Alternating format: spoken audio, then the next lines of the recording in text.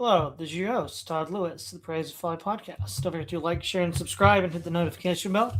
Don't forget to follow me on Twitter, Telegram, and Facebook. You can support the channel on Locals, Subscribe Star, and buy me a coffee. Today's episode 19 of Political Commentary, Trump, ICE, and Renee Good. Glad to have you back, Florian. Glad to be here. All right, so as a brief framing, setting up, a lot has happened in Minneapolis over the last couple of months. Now, prior to December of last year, not a whole lot was happening.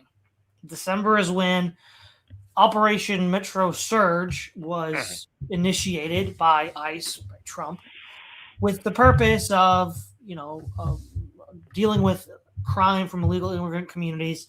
There was a lot of talk about the Somalian racket with daycare.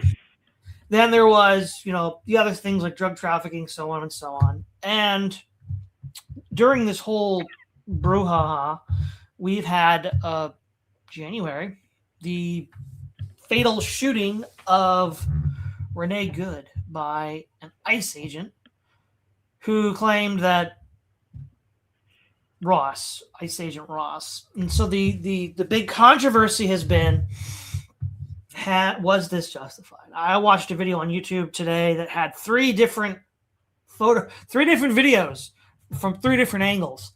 And what the left and the Democrats have been trying to say is that first of all, they were denying that Ross was hit, but he was. He was holding a cell phone and recording it. And if you watch the recording that he had, you literally hear the car hit him. Now, it wasn't going very fast. And subsequently, he was said to have had internal bleeding. And at that point, it escalates into a lethal shooting. Now, prior to that, Good was being sort of, in your face, doing what the left usually does. And so it was kind of a, F around and find out kind of thing going down. Now, that's sort of like at the focus level. But let's step back a little bit, right? So first of all, the idea that the U.S. federal government would deport lots of, including legal immigrants, let's forget about illegal, happened under Eisenhower, right? So prior to like 1954, due to the labor constraints of World War II, there was the Bracero program where Mexicans migrated to the United States for seasonal work while the men were away fighting. And then, of course, after the war, under the Eisenhower administration, most of them were sent back. Now, what's different here than Trump is you had a country that was not involved in a culture war, a country that was broadly unified around core principles. And so it went smoothly, right? You didn't have people getting shot. You didn't have people getting into trouble like this. That's more commentary on where America was in the 50s than where it is now. The fact is, we're not there now. Now things are, at fever pitch. The pot is about to boil over, so to speak. And so looking at this, one, it's not like this is something we've seen also with like the police fatal shootings of black criminals like, say, George Floyd or others. There aren't really that many. I mean, if you look at the total amount of people killed by the police every year, it's actually a pretty small number. And the fact that we highlight in the news and in our culture individuals who get shot like this indicates that it really is rare, because if it were common, this wouldn't generate this kind of reaction from people. And so part of this is, we know the routine, right? There's protests, they're quote mostly peaceful, and then until they're not. Now, if you go back to the original template with Occupy Wall Street, a lot of people claim that agent provocateurs got involved and derailed the movement. That's quite probable. And also now, people are getting crazier and crazier. So maybe, Good was just having a moment. And, around armed men, that's not really a good idea. So what I would say, looking at this, is that the situation was the result of the protesters getting involved and up in the grill of ICE and acting in a way that was confrontational. Because if you look at the videos, it looks like, now this could be due to panic, which is possible, so it's hard to tell, right? We live in this Baudrillardian, deterritorialized world. Was she accelerating to hit this ICE agent, or was she accelerating to get out of the way because she felt scared? What's interesting, though, is this is kind of a reverse of what happened with Heather Heyer at Charlottesville, where that guy ran into her. Now, notice when the roles were reversed, the left said, no, the guy wasn't scared. He murdered Heather Heyer. Okay, well, now that the roles are reversed, there's a woman in a car who hits an ICE agent. And it really just goes to show how insincere and disingenuous the left is on all this, because the Democrats, because it's the exact reverse position of what happened at Charlottesville. And so they take the exact reverse position themselves. So there's no principled objection here. Now, the question is then, was lethal force, they were allowed to use it, but was it prudent to use it? Well, when you get hit by a car, it's the same goes for anybody, especially law enforcement with a gun. You don't have time. You don't have a lot of time to think. That's what they're trained to do. They're going to do that. So it's like, the real question is, should you put yourself in that situation where you're going to be shot at by an ICE agent? Probably not. But of course, that's what Good did. And so a lot of this is, I think, making a mountain out of a molehill. Not to say that such a thing is unfortunate, but given that the Democrats and the left have been pushing for constant protests, remember, we need to set this up. These immigrants are taking American jobs. Okay, the idea that these jobs are growing with the pie is a libertarian argument that they would have opposed 20 years ago when Occupy Wall Street was a thing, or the anti-globalist left. So which is it? You don't have any principles at this point, because the argument that these guys are taking American jobs, which is the argument you made 20 years ago, you should be in favor of ICE, because these people are being hauled off to free up jobs for Americans here. But now we get this libertarian line from ostensibly progressive leftists, totally unprincipled. Florian. Well, a lot of these libertarians are basically, I would just say most of them are like bought and paid for, because as soon as you have 100,000 followers on Twitter or on social media, agencies will come to you and they will try to pay you for your comment.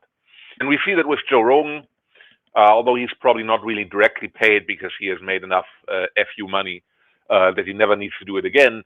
But Dave Smith and all the other people, I know that some of the audience probably like those people, and I do like someone like Dave Smith in principle as well. But now they are all finding out that, oh no, you can't do that. You can't roam through the street and then you snatch up people. That's actually not what happens. I mean, if you look at the numbers, there is 170 cases of people that have been wrongfully detained or arrested that turned out to be U.S. citizens after all. Wow, 170 already. That's like a lot. Well, 600,000 deportations roughly in total. That's like a 99.97% success rate. So they have a good success rate, and I think ICE has a lower lower false positive rate than normal police. Normal police arrests more people that are innocent than ICE arrests people that are, after all, U.S. citizens, right? So that's one thing you should keep in mind. And another thing is that these protests, they all come from Minnesota, that's a sanctuary state, and from other sanctuary states. That's where the local police doesn't cooperate or is advised to not cooperate with ICE. Somebody on Twitter mentioned that basically what they only have to do is they have to basically let ICE into the prisons, and then ICE just takes all the people that have been arrested that are legal citizens.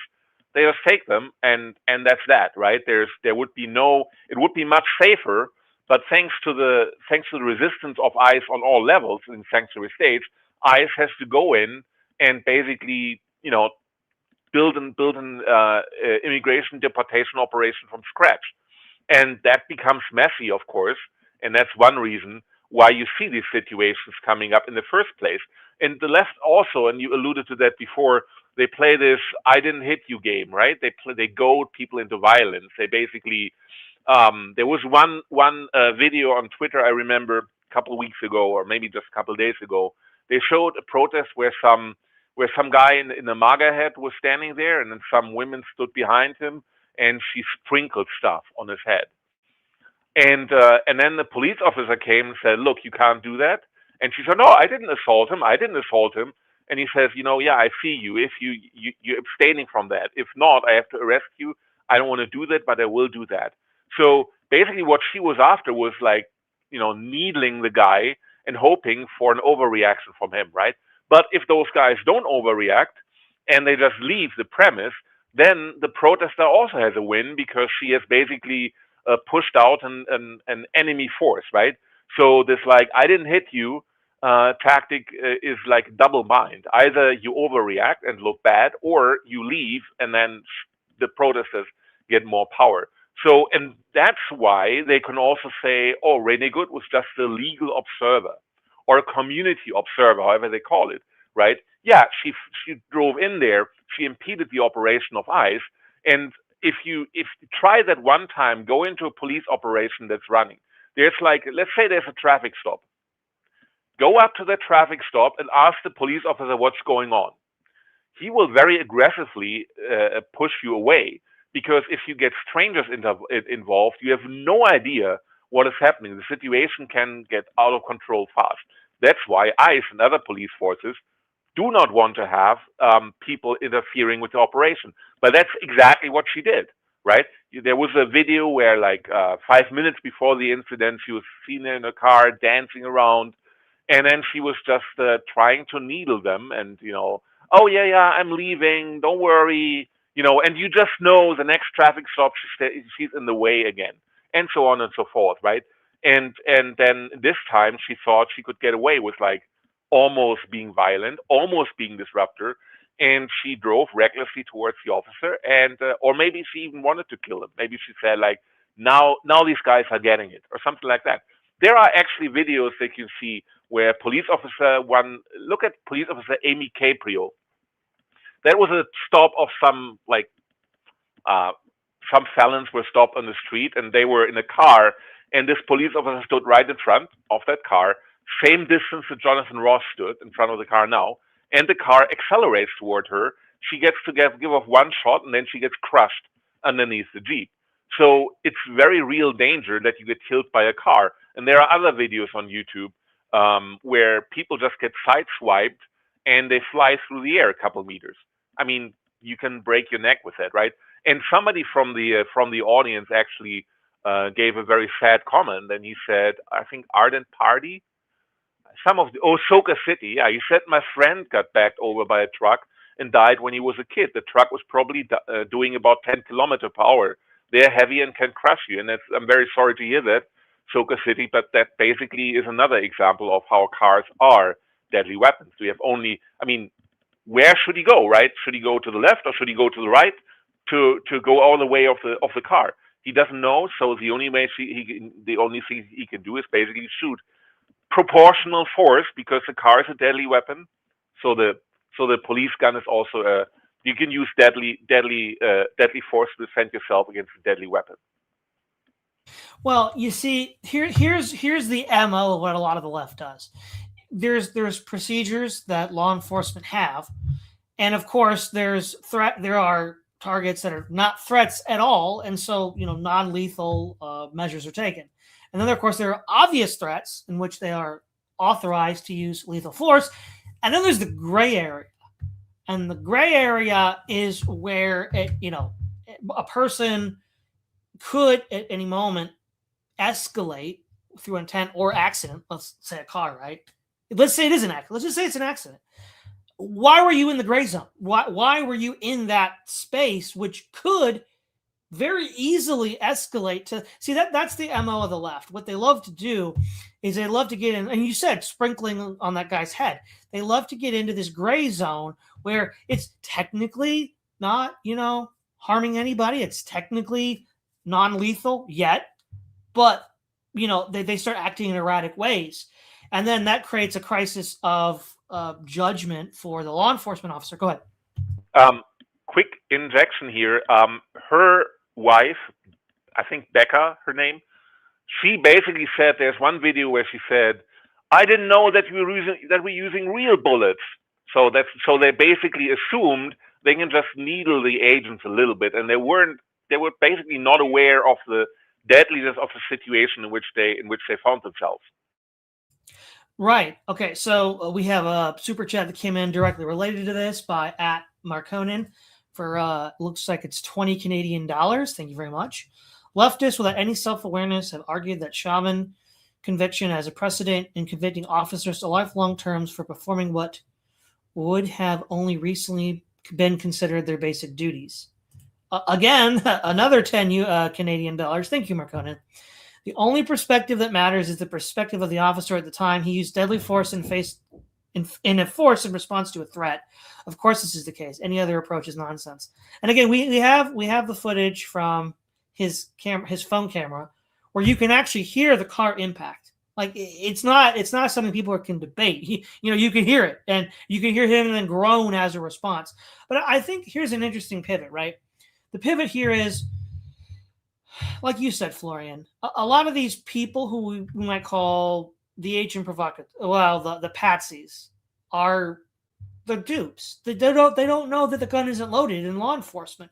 And I think part of this is the sort of MO that the left has of rolling up these dupes into these avant-garde squads to provoke law enforcement in this gray zone of their legal authorization to use force, or of non-lethal or lethal.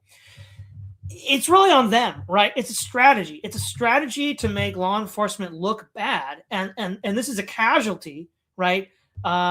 Renee Good is a casualty of this. I mean, obviously, she's not the one planning these protests, these riots, right? Let's go back to 2011, right? It was the Soros money, right? We know that. It was all of that stuff to help AstroTurf. We all remember those terms.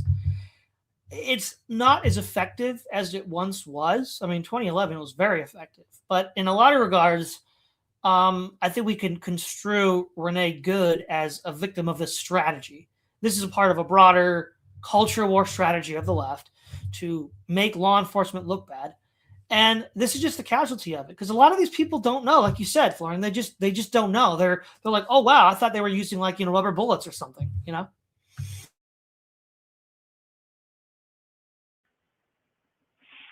Yeah, yeah, indeed. But I think it's. I remember somebody, I think from the Presser Project, when they still existed, they brought out a list of situational awareness, and the list was pretty funny. It was like on one column was a situation. You're going to the gas station. You're coming home from work. You're unlocking your door. That kind of situation. And then there was another situation. All of a sudden, two strangers accost you, or a baby or you find an abandoned baby, or you find yourself with a bullet in your right leg. And this sounds a little bit absurd, but it's 100% spot on. You have to have situational awareness, and because I mean, yeah, everyone knows how to deal with something that is not out of the ordinary, but something strange can happen, especially in the U.S. If you're in Minneapolis, for example, you could be hit with a bullet in your leg at some point, a stray bullet somewhere, right? You kind of come in very abstruse and absurd situations, and you need to be prepared for that. And some people have zero situational awareness. And one additional thing, the leftists might find themselves very smart, right? They think of themselves very smart. They have these instruction manuals also, what to do, and they use whistles to warn the neighborhood of ICE involvement and stuff like that. They have real plans, but I don't think they're really aware that law enforcement has a much better overview because they know the entire situation. A neighborhood watch or neighborhood legal observer who sees an ICE vehicle coming down the road, he doesn't know that there's like 5 more ICE vehicles behind it. He doesn't know that there is like already some operation going on in the neighborhood unbeknownst to him and stuff like that, right? So protesters will always have the how should I say? Protesters always have the lower end of visibility and situational awareness, simply because they only react to what they see, right? ICE is going in there. ICE starts the situations, and in terms of military, in military terms, that probably also plays a big role. And so the only way that the Floyd protests in 2020 had an effect was because the masses were so high, right? If you react, but you show up with like 200,000 people on the streets, yeah, then pretty much nothing can really happen to you, right?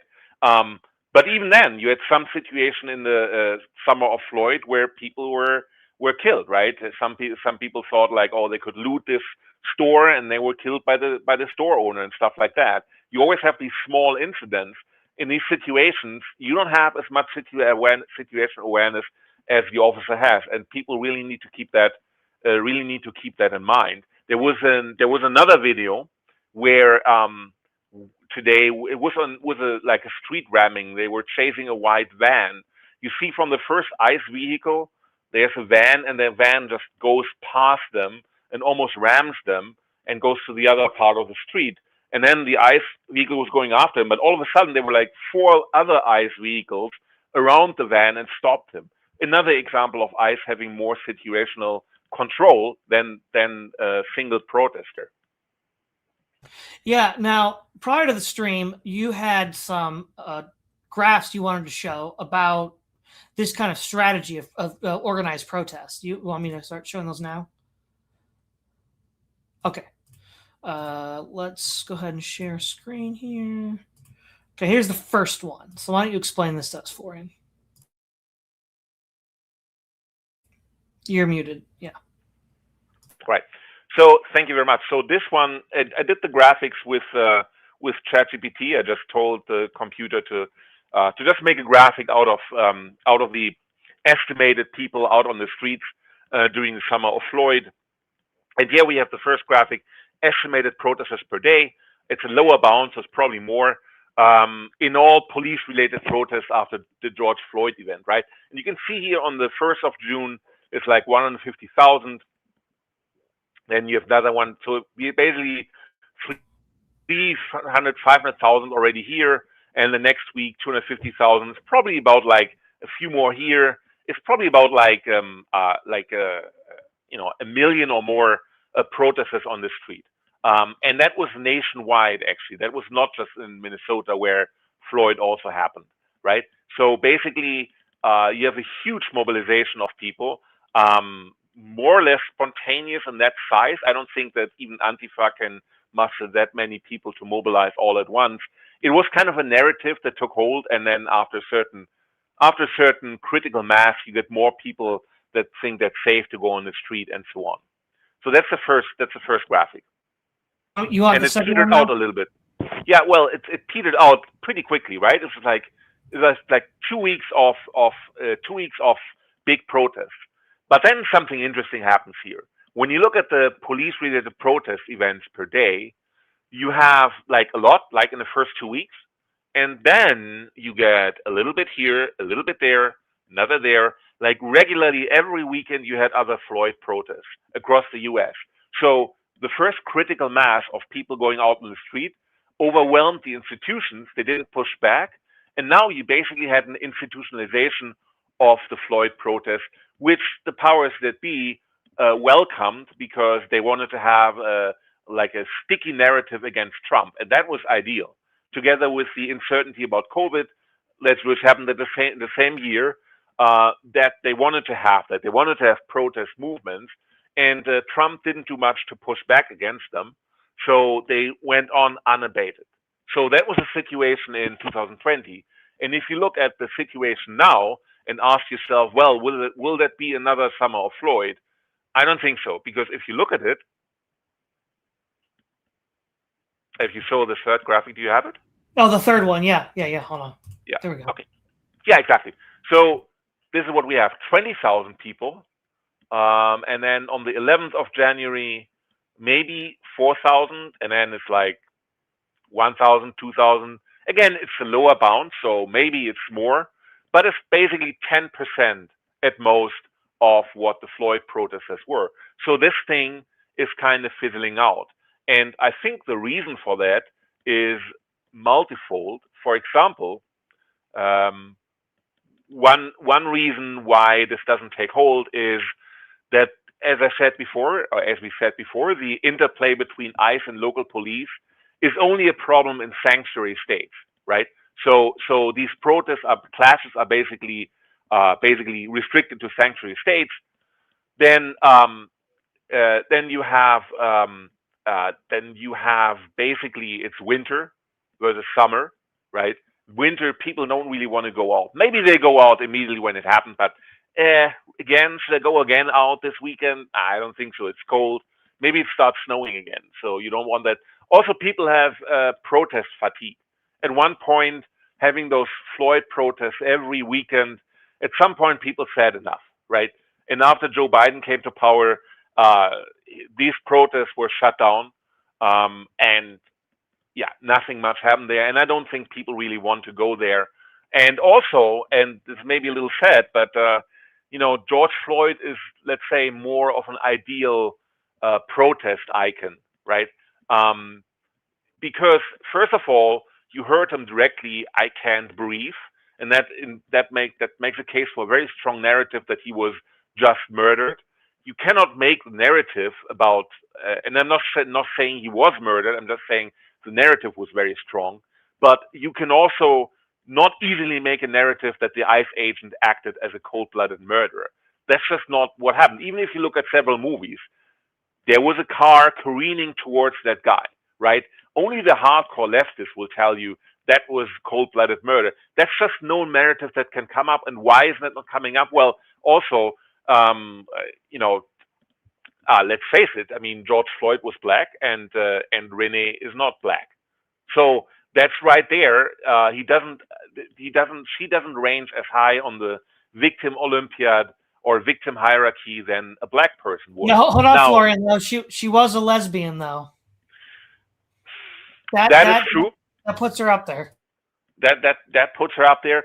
But also, somebody said it's dangerous for ICE to be doing that because sooner or later they will shoot someone like George Floyd, right? And then it's much more difficult to make a pro ICE narrative or something like that. But then look at the protesters that protest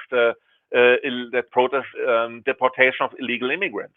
Who goes on the street for the Somali daycare leering center fraudsters? The white people mostly.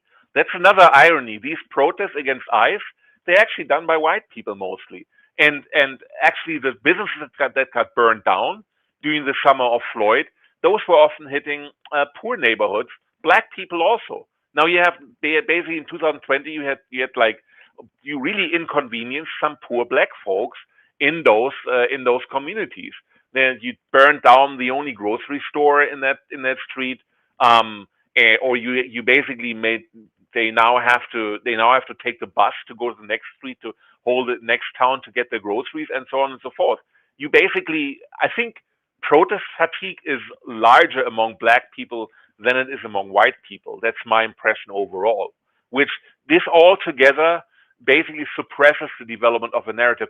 And of course, because it's happening in the sanctuary states, the administration has a much easier way of basically pushing back and suppressing those narratives. Last thing I want to say is that there's another video where protesters are breaking into ICE vehicles and stealing like federal weapons or federally owned weapons. That's not making a very sympathetic narrative toward them. So that's why this is kind of like fizzling out right now, I think. Yeah, so that's really good. Let's step back a little bit and then sort of explain, put into context your graphs and charts and what we've been talking about. So the idea of having these sort of agent provocateurs, there's ad busters back in the day, and of course, a lot of these Soros affiliated groups that cause these kinds of they don't always quote invent unquote the situation. Sometimes they just jump on a situation that's already happening, right? So there's that. But it's structured, it's contrived as a part of a political tool to discredit, well, for one thing, the law and order position that a lot of Republicans hold, the sort of position of the idea that these, law enforcement officers are just being violent killers, right? I mean, again, there aren't really that many people that get killed by law enforcement in this country. I mean, a big reason why is the last time there was a real massacre, the left didn't care. It's called Waco, and all the victims were white. Yeah, so no, and the president was a Democrat. Now, but I have heard from interviews in shows about Waco that law enforcement said, look, if we do that again, we're going to have a civil war. And so there's been, so first with the blowback from Waco, and I guess now from the blowback from these, minorities that are killed by police, there is a tremendous amount of pressure to not escalate because it just looks really bad, right? And they get a lot of flack from all these different perspectives. But these people that are being used as shock troops and dupes and useful idiots for the more shadowy avant-garde forces, they don't really know better. They've been, they're in their own little bubble. They're fed a line of information, and they're lied to about the actual risks involved. Right? They're not actually told, okay, you might actually get shot and killed if you do this. Make sure you're ready to meet your maker. No, they don't get told that. And why is this being done? Well, if you step all the way back, it's done because immigrants suppress the cost of labor. Now, the liberals used to be anti-immigration, think of FDR. They used to be pro-labor, think of FDR. That's completely pivoted. Now, I would argue that's not an accident. I would argue that was intentional. That was intentional, and it's been very successful. So, again, it's hard to appreciate this fact, but if you read earlier American history, the liberals, the Democrats, were pro-labor, anti-immigration. The fact that that's completely flipped is a long story. We've talked about it before here. But that's part of their play. Now, as you said with George Floyd and the graph, that was quite successful. You could argue, say, from like 2011 Occupy to like 2021, that worked really well. And they could get a lot of energy. They could get a lot of political clout with that. I think part of it is the law of diminishing returns. You just can't keep running the same play over and over again because people are going to get used to it. So that's part of it, right? Part of it is they are running the same play and it's not working. Also, I think, to be honest, body cams on police and then people carrying phones, you could look at any one of these incidents from like 3 or 4 different perspectives, which is what I did today. I saw 3 different film, of this incident from 3 different perspectives. And when you have that, it's just really easy to poke through the leftist narrative because look at your eyes. Look at what your eyes are showing you, right? I think that's a really big thing too. Once you can just film all this, see, because in the 90s and the early 2000s, there was a sense in which the sort of narrative about these immigrants was that, it was hidden. You couldn't see it. And they were banking that you didn't see it, right? Because, most people aren't going to go out of their way to these lower income parts of the town to check it out, unless they're doing it for a protest. And so part of that reality then becomes, oh, hey, guess what? We could all see it now on YouTube or TikTok because it's been uploaded there because people have phones. And so I think that's a big reason too. Yes, and I think also the reason that this narrative doesn't take hold is basically that the right was very unprepared for what happened in 2020 with Floyd. The left was basically taking the narrative on, and that just remained. And the right couldn't really push back against that. But now the right have basically 4 years to basically prepare what happens in those cases. Now the right is taking the narrative very early on, and therefore there's not as much chance anymore for the left to put their version out. Also, if you remember, there was a case in New York City in 2008, 2009, I think. There was the police did some stakeout behind a nightclub, and then they were waiting for someone inside, a drug dealer, felon. I don't know what they had against him, but they waited for him. And then when he came out of the nightclub and he got into his car, he basically moved towards them, and that's when the police officer shot like several dozen times into the windshield. And that was done also. That it was basically discussed, but it was like, oh my God, what happened there? And basically after 1-2 weeks, it was gone. And what these things were allowed to happen also in New York. I think they weren't really, nobody got in trouble for that if you're a police officer, because I think it also served a deterrence narrative. Now now the police, law enforcement doesn't do that anymore. It's unthinkable, but that's how far we've come, right? So 10, 15 years ago, 25 bullets into the windshield weren't a big deal. And now we're discussing about one bullet going to windshield, maybe two shots more that were given up. So I'm just saying that to illustrate how the general sensitivities have changed, but also the right has become more adept and more aware of what's happening, and they don't let a narrative get out of reach again. Also, if you want to look at it from an elite theory perspective, I think you could probably say that leftist narratives are not allowed to come back like they were during Floyd. During Floyd, the ruling classes wanted to have Trump out, or large factions of the ruling class. Now, I think also that Trump has been doing several military operations that were successful, or could be narrated as being successful. Now, I don't think the ruling class is really against Trump. So you could see that also from a ruling class angle, that leftist narratives are not coming up right now. There's maybe a transatlanticist class or left-wing class among the ruling class, but it seems like they are less prevalent now than they were in 2020. So if you want to see it from that theoretical angle, that may also play a role. Yeah. I think also too, what the economy is overall much worse for the average American than it was certainly in 2011, but even in 2021, 2020 and 2021. So the issue then is, this could be considered a luxury belief, right? The sort of like tolerance of these immigrant elements and the costs that they add to society while taking jobs from Americans. As more and more people have to deal with that and they can't just compartmentalize it, I believe that's also a factor, because when you have enough money and you can have these luxury beliefs and you want to virtue signal that you're a good person, that's that. You're not really, for people who think like that, they're going to keep thinking like that until it becomes, more difficult, which i.e. your economic conditions get worse, because they are why the economic conditions are getting worse. Again, the left didn't used to have this libertarian talking point. The immigrants are taking your jobs. The idea that they're not is a libertarian argument. Let's go back to Bernie Sanders in 2016. He's interviewed by Ezra Klein, and he says open borders is a Koch brothers conspiracy. He wouldn't say that today. So they've got the memo, let's say, right? They've got the memo. They're in line.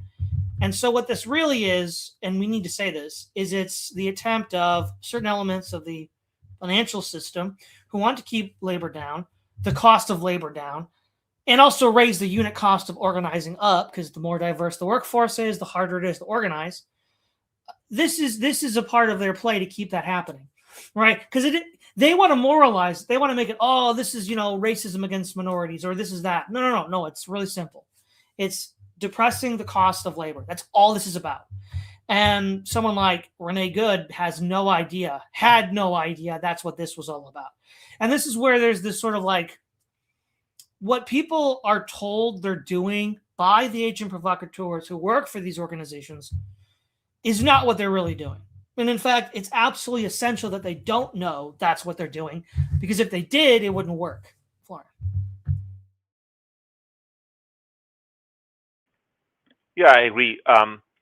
In this context, it's maybe also interesting to look at how the financial development further is, like with the development of wealth tax in California, but that's probably something for a different day. The interesting thing to me is, and I got reminded of that, all these materials that are put out to left-wing group association, Antifa, next associations, that's basically corporate finance as well, right? Someone must finance that, and it could very well be that those are people that still want to profit from more immigration. But the narrative that narrative of like taking to the streets to stop a fascist takeover, that's just not a narrative that works anymore. So I think yeah, this will fizzle out. Now, if you have if at any point you have again a situation where somebody maybe a sympathetic person gets into crossfire, is killed, uh, that may still come up, but I'm not entirely sure whether we see whether we see a summer of Floyd again in 2026. First of all, the midterms are approaching. It's Yeah, you can come up with a summer of Floyd to get people to vote more left wing in general in the midterms, but it's much more difficult to concoct a coherent narrative if it's not like against one specific person, right? There's more incentive to riot in 2028. Will be there it is then, or if there would be more incentive if we were in the year 2028 instead of 2026, right? So that's one thing. Um, and also maybe they just shot all their ammunition early here, right? So they try to, you try to come up with a narrative like that, or the Trump chases poor minorities or something like that in summer. No, we already had that in winter. I think what happens now is that the administration will crack down on the people involved. I think they also have already the Rebecca. Um, Rebecca Good. I don't know where they married or not. It's not clear. But that was her partner, also filming with a cell phone camera, as some of our listeners have said. Um, so I heard they have taken her into custody, or have taken open an investigation into her.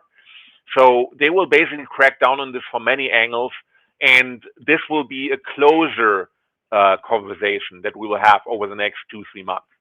And it's difficult for me to see that there's a new narrative, a new outrage coming up in summer. It may be that the left has basically miscalculated and shot their shot already early.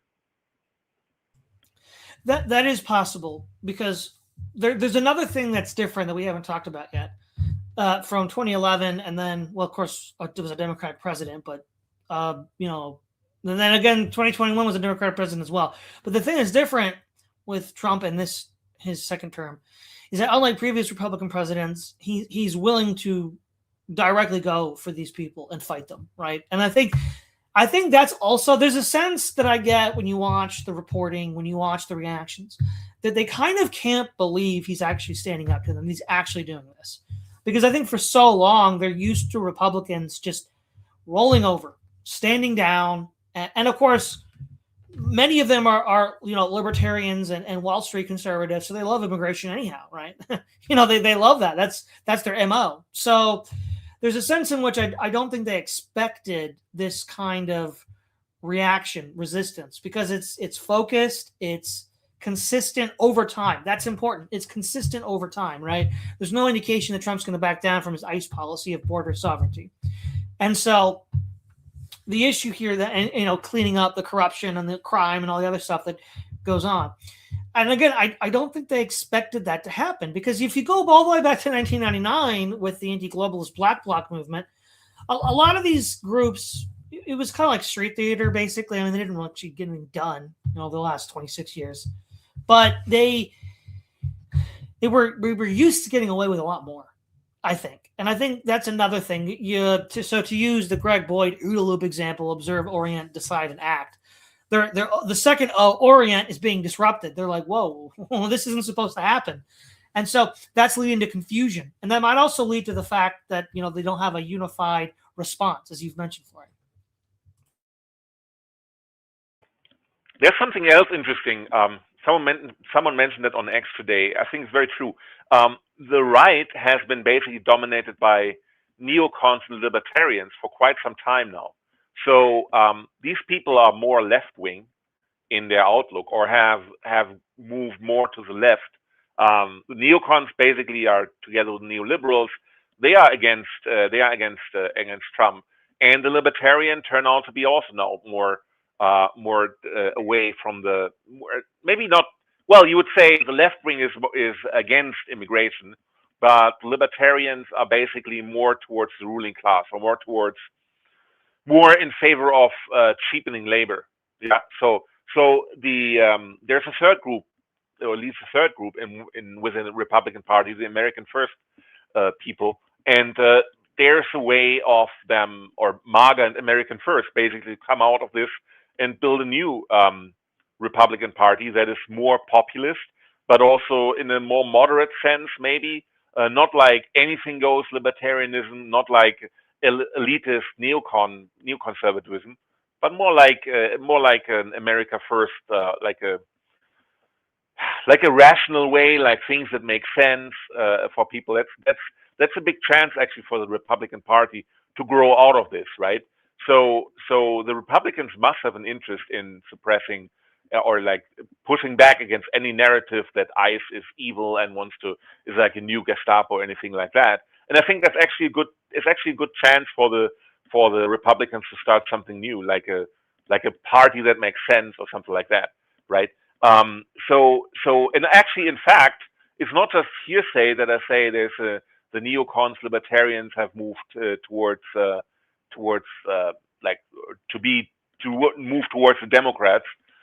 You have both libertarians like Dave Smith or like no Justin Amash on Twitter. There was Justin Amash was saying abolish ICE. Justin Amash is a congressman, I think from Minnesota, somewhere from the Midwest, might be Wisconsin, but he was someone who he was either Democrat or Republican before, and he became an independent.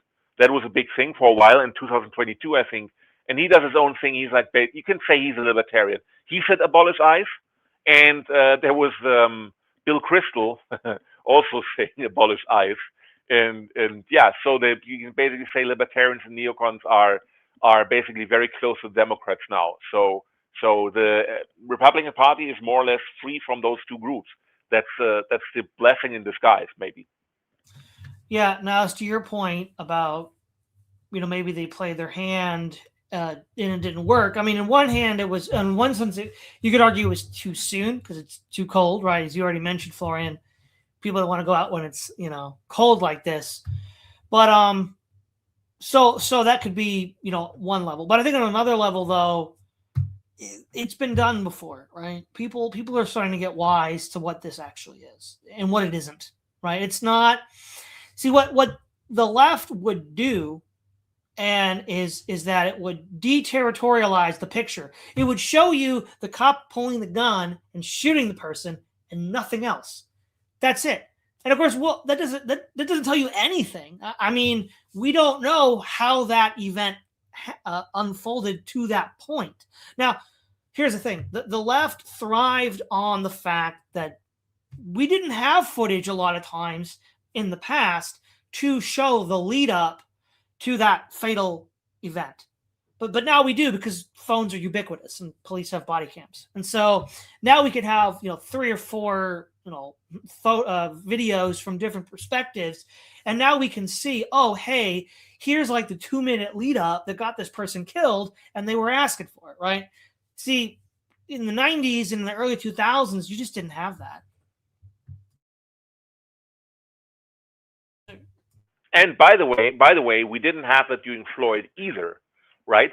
So now the lead up to the entire thing, like the body cam footage of Jonathan Ross, and also the footage where basically I think that's the footage that shows the longer prelude to this. That came out like 2 days after the first video came out, and the comparable video for the George Floyd endeavor was when they had confronted him in the car, and he was already saying, I can't breathe in the car. And I think there was even a photo, or even like even the movie that showed that he put all the drugs that he had in his stash in his mouth or something to avoid detection by the police. All the lead up that could have completely defanged the George Floyd event for the left, that wasn't shown until 2 weeks after, or maybe even 4 weeks after the event. Now we see it immediately, and that's also different.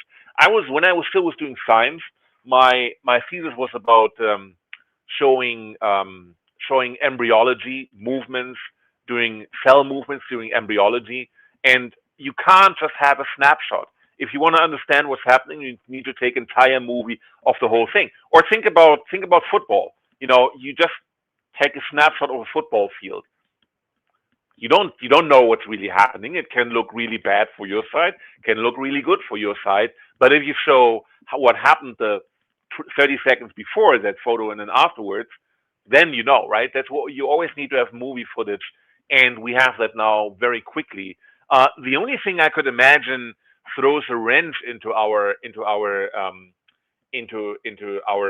ability to just to assert the context is that now you have AI videos where you can have basically a very realistic person created by AI, and then so I could basically talk, and you could see an attractive woman talking on your screen. So that's what AI can do now. So you can basically completely construct videos that look very real, right? And maybe sometimes for triggering a certain narrative, that could be enough. But in general, with these AI videos, it looks spectacular at first, and then you see pretty quickly the drawbacks, and it's not the one size fits all as you once imagined. But AI certainly becomes a problem, and in terms of finding what the truth is, right? So that could throw a wrench into our ability to correctly discern what happened. But in general, I think there's less and less chance to exploit these incidents for your own benefit, because everyone now has cameras, and somehow that just comes out. You can't suppress it.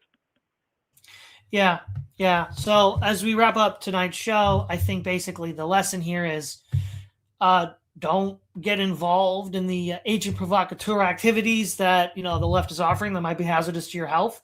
Don't exploit the gray zone between lethal and non-lethal force with law enforcement, because you're going to be on the losing end of that.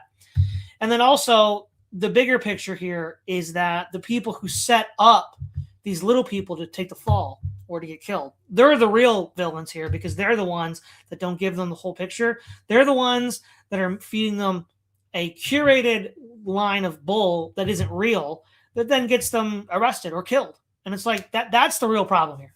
Florian. Yeah, I would say I agree with that. And with all you can imagine that in the future, maybe wars will be just fought for maybe the factions in wars are just what people choose to believe, or people choose to believe at certain point. You're certain left wingers telling me that was cold-blooded murder what Jonathan Ross did. This is an insanely high standard. I mean, if you're a prosecutor and you go for cold-blooded murder, you will lose that case for sure, right? So to have such a high standard that tells me that people who say that are true believers. So you have the true believers on one side, and maybe there are also true believers on the other, but you can plainly see what's really happening. And maybe future conflicts will be about what people choose to believe, the side they choose to be on, without really, and you would hope that then in the end, the side is on the side that's on team reality will win out, but we'll have to see that. In general, as I said, for the Republican Party, this is probably a positive development, because they get to get rid of the neocons and the libertarians that drag them towards the Democrats, and so they can construct something completely new. So I'm actually very optimistic for that. All right. So just before we wrap up, everybody, thanks for tuning in. This was a new record for the political commentary. We had 154 live views on X and YouTube combined. Awesome. And thanks again at Mark Honan for the generous donations tonight. It's Todd Lewis, the Praise of Fight podcast, signing off.